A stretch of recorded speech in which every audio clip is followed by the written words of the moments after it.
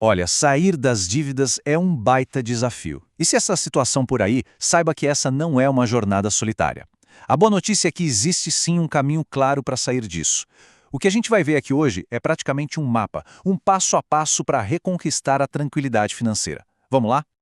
E para a gente começar a entender a dimensão do problema, olha só esse número. Ele vem de um estudo da Serasa e é muito, muito impactante. 83%, essa é a fatia de brasileiros endividados que perdem o sono por causa das dívidas. É isso mesmo. A preocupação literalmente tira o sono de muita gente.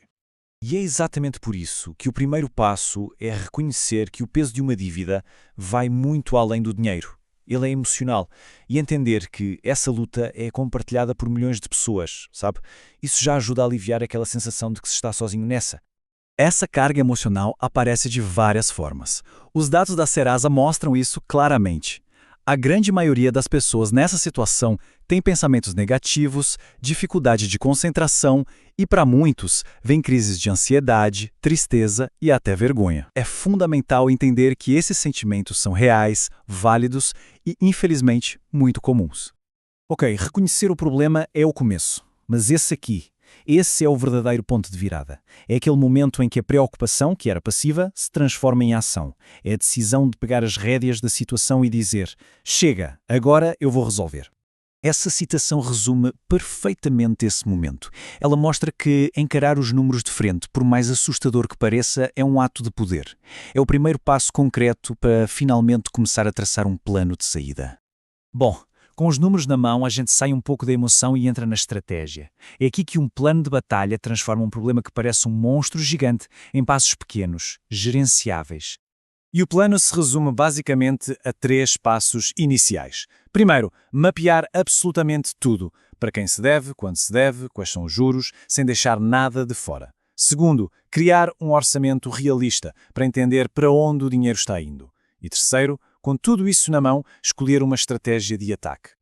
E na hora de atacar, existem 2 estratégias principais. De um lado, o método Avalanche, que foca em pagar primeiro as dívidas com os juros mais altos. Matematicamente, é o que economiza mais dinheiro no longo prazo. Do outro, o método Bola de Neve. Aqui, a ideia é quitar primeiro as dívidas de menor valor. Isso gera pequenas vitórias rápidas que dão aquele gás, aquela motivação para continuar. A escolha aqui é muito pessoal, depende do perfil de cada um. Plano definido? Ótimo! Agora é hora da ação. E o ataque precisa ser em 2 frentes, ao mesmo tempo. De um lado, reduzir ao máximo as despesas e, do outro, aumentar o dinheiro que entra. A primeira frente, então, é o corte de gastos. E isso exige uma análise de detetive, sabe? Olhar para tudo. Assinaturas, o cafezinho, almoços fora. Aqueles pequenos gastos que, somados, fazem um estrago. Uma dica legal do consultor Gustavo Cerbasi é transformar isso numa espécie de gincana familiar. Isso pode deixar o processo mais leve e todo mundo acaba colaborando. Na outra frente, a de fazer mais dinheiro, as possibilidades são imensas. Vender aquelas coisas que estão paradas em casa, usar alguma habilidade para fazer trabalhos como freelancer, dirigir para aplicativos ou até transformar um hobby, como cozinhar, em uma fonte de renda. Cada real a mais que entra é um passo a mais para quitar as dívidas. E aqui vai uma tática fundamental: negociar. Muita gente tem receio de ligar para o credor, mas a verdade é que as empresas preferem 1000 vezes receber um valor renegociado do que não receber nada. Tomar essa iniciativa pode render ótimos descontos, prazos melhores ou juros mais baixos. É um sinal de boa fé. Agora, uma pergunta importante.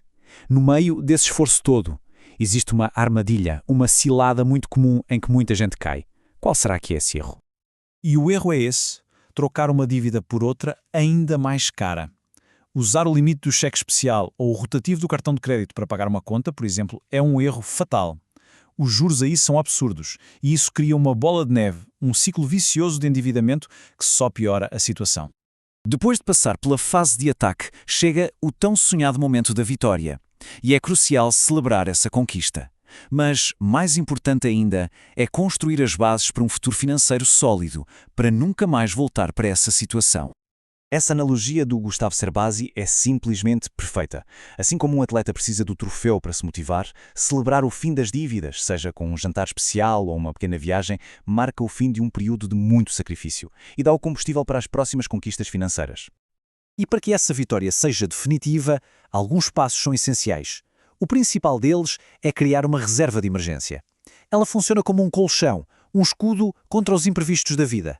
Além disso, manter o hábito de poupar, continuar aprendendo sobre finanças e usar o crédito com inteligência, esses são os pilares para não voltar mais às dívidas. Para a gente fechar, fica essa reflexão. Visualizar o sucesso é uma ferramenta poderosa. Imaginar como vai ser a vida sem o peso das dívidas e já começar a planejar essa primeira comemoração, isso pode ser o combustível que faltava para começar e principalmente para persistir nessa jornada rumo à liberdade financeira.